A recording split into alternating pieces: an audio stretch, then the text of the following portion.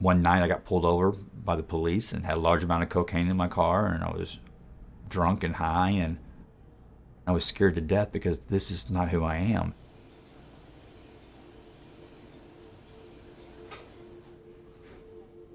I don't want anybody to go through what I went through. And what that means is to take responsibility.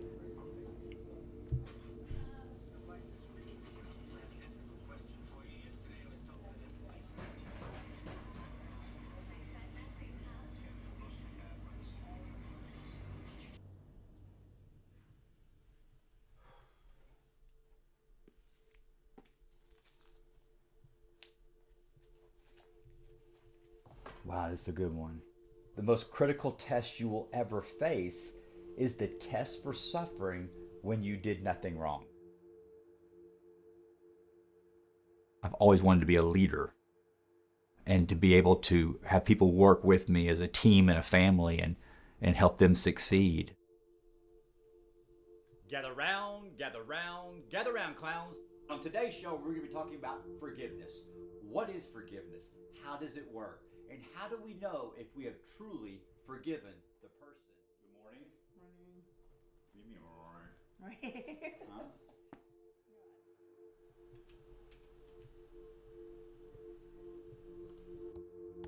I started experiencing trauma at a very young age.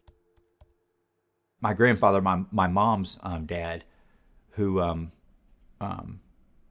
he violated me. He violated me, and sexually abused me, and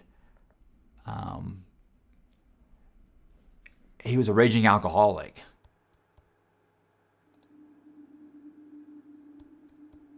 And I heard the stories of how my mom grew up and my aunt. And then they would look at me and they say, everything you do is just like your grandfather. Your hands, your handwriting, the way you talk, you're going to be just like him. It was very confusing. And so I shut down.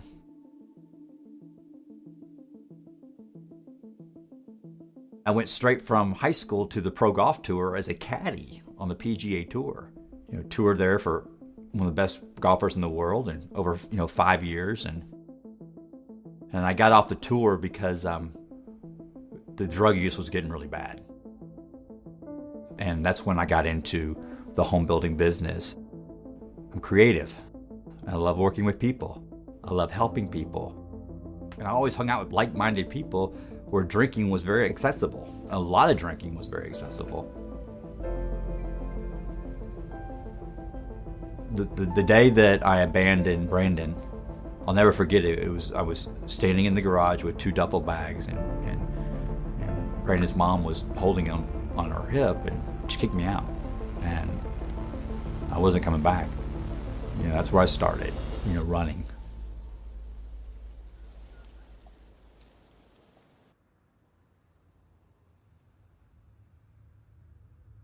In 2009, tragedy struck my family, and my wife at the time was she had a massive brain hemorrhage called an AVM.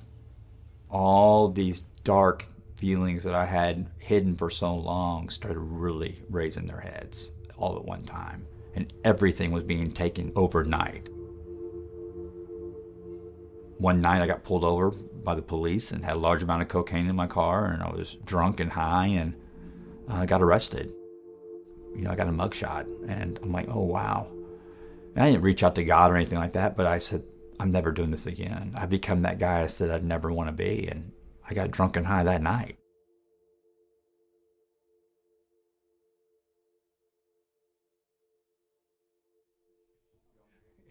Like, you want to do this? Are you okay? Yeah. Actually, go with it. Yeah. Okay.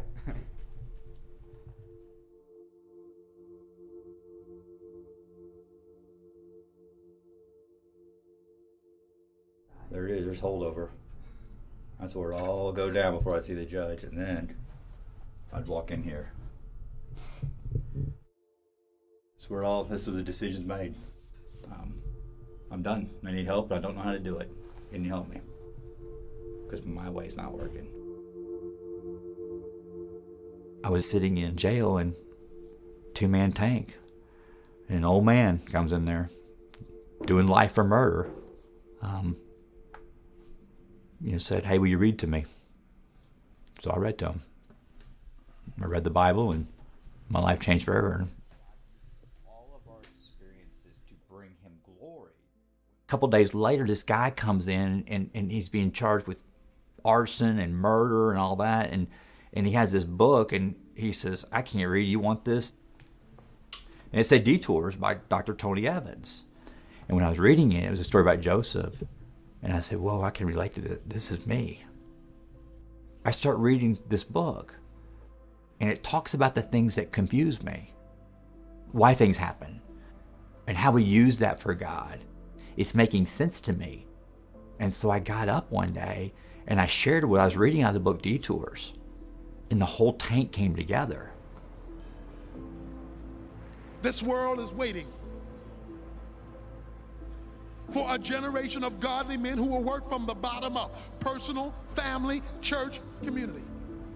If you're a messed up man and you have a family, you're going to help make a messed up family. You must say, "Lord, before you there will be nothing more important than the reason I have been created. Work will now be submitted to following Christ. That my family will now be submitted to following Christ. I will fear God. I will take God seriously." Pastor Evans, the reason why it's so important and that he talks about it so much, the legacy of a man, and what that means is to take responsibility. And when he says that and he does it, it just makes sense. To help. And I get emotional because I see a lot of men out there that are lost. They don't have it.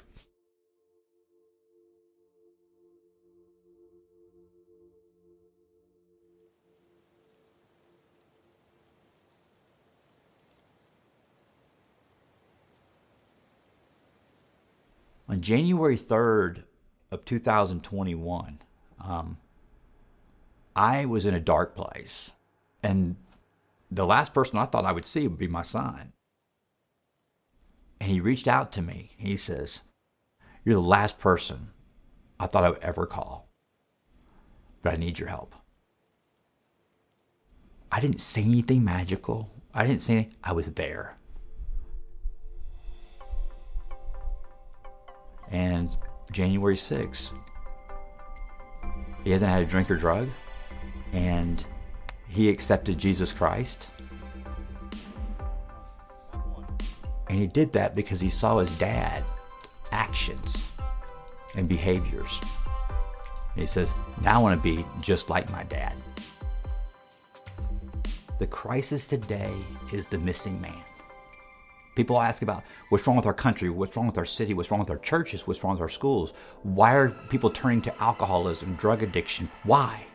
Because it starts at the house. It starts with the man. It starts with the father. Pastor Evans, that's why he's so passionate about the man.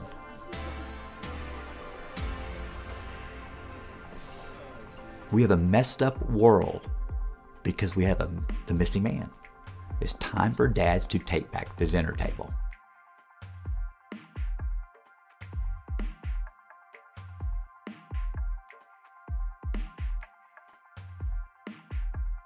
Little did I know that God was going to start with Brandon.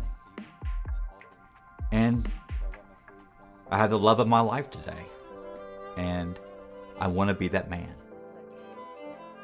What I do today is deliver solutions on daily situations that happen. Where we talk about Me sharing my story, what it was like, what happened, and what it's like today. The majority of my story is what it's like today. That's the hope. And I try to deliver that feeling to my family. No tripping. No tripping.